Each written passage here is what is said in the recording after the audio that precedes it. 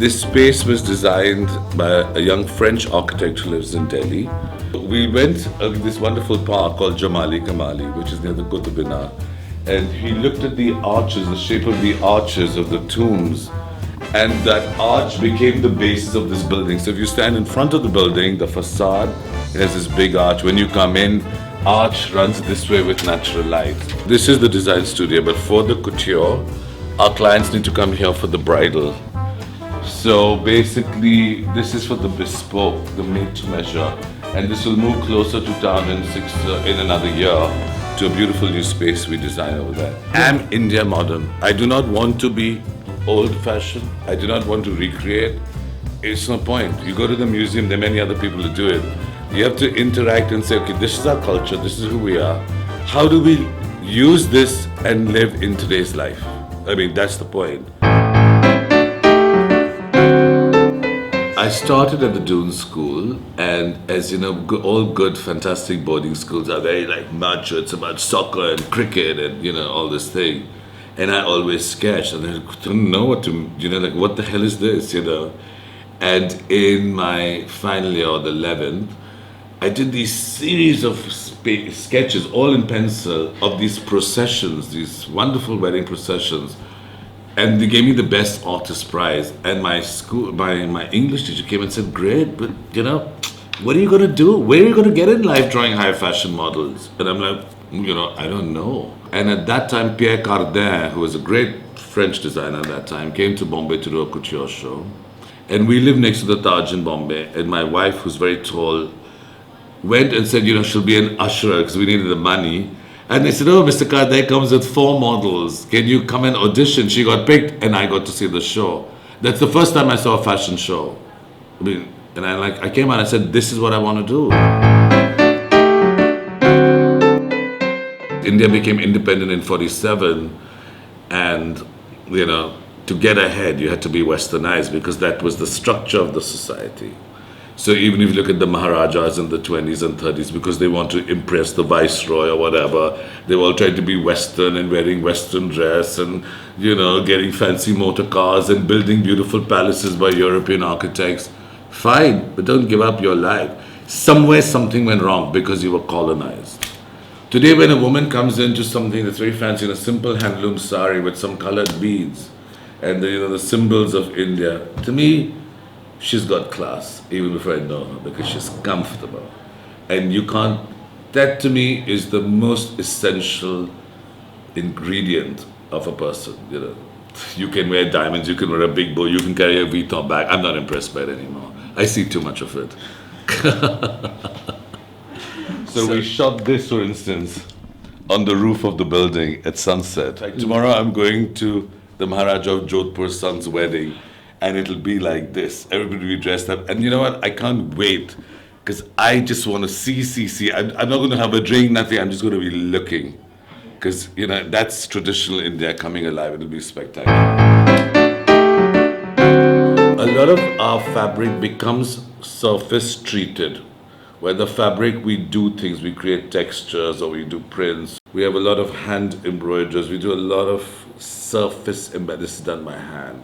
So that becomes the textile. So I do a top, which is something or whatever. This is our thing, that we can do anything by hand in this country. It's incredible. If I tell somebody, sit for a day, 2 years and make a side, they'll sit for 2 years. They're fine, they think it's normal. It's unbelievable. I love jersey because you can drape it and do all sorts of things. It's wonderful. I've got a new fabric I'm working with, which I love, called Malka, which is Malmal and Khadi, which is mixed. It's a handloom. I have not liked handloom so far because it's very stiff. I always say it's nice to be woven and worn as a sari, but if you cut it, it's, when fabric is to be cut to be into a jacket or a blouse, it needs a different kind of elasticity, a fabric science. And because all our fabrics in India were made to be draped, they didn't have it. So in the beginning we used to use it, and we did not have experience. Now everything will be fused and all, but it also then becomes stiff. It loses its give. It loses the power to breathe. And in this climate, you need to have things that breathe. I will only wear cotton. You would show me any 5% polyester. I can't wear it. My favorite color is beige. ecru beige, that Indian sand, that tone. It goes with black, it goes with multicolor, it goes with white. I wear black because I'm always trying to look thinner. As you know, black makes you look thinner. So I have no choice. I think it's been bad. In general, I think it's been bad because half of Bollywood just apes the West in the worst way. And there's nothing worse than that. When they were Indian, they were beautiful. And then suddenly they understand, they say, you don't know, it's for these poor people in the villages, they don't know. They don't know better. It's their escape. So everything was like this fantasia and dream sequence and tacky clothes. Well, a lot of Indians dress like that because they are their gods. So if I say that Bollywood's been a good style thing, no. Has Bollywood been good for people's morality? No.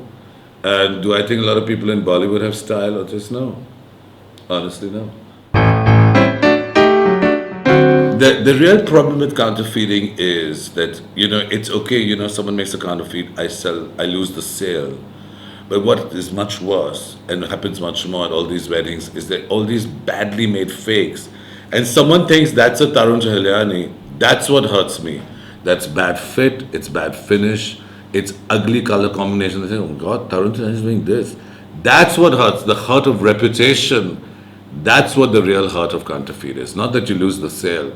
So now from next season, I start a cheaper line. I said, you know what? If they're all going to copy, I'm going to copy myself.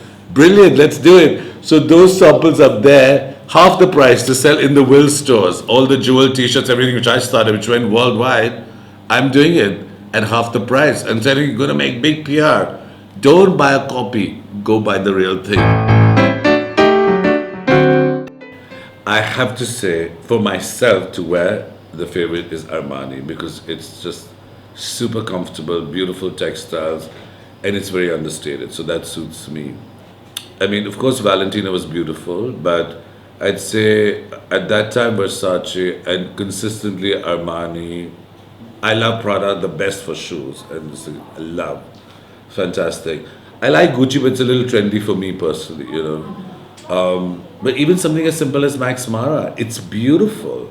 It's divine. I mean, it's beautifully made. It's, it's not positioned itself up there, but it's wonderful clothing. I'm very lucky to be the first generation. If it's there, it's there. I've told my children I don't want you to work here because A, they have terrible taste and they wear soccer jerseys, all these Italian companies. I'm like, you can't, doesn't belong in here. They're all polyester. It says, I don't know, Real Madrid and this and that, whatever. And I say, if you ever want to work here, you have to go work outside for 3 years and show me that you understand luxury in India. Only then, otherwise you make your own life.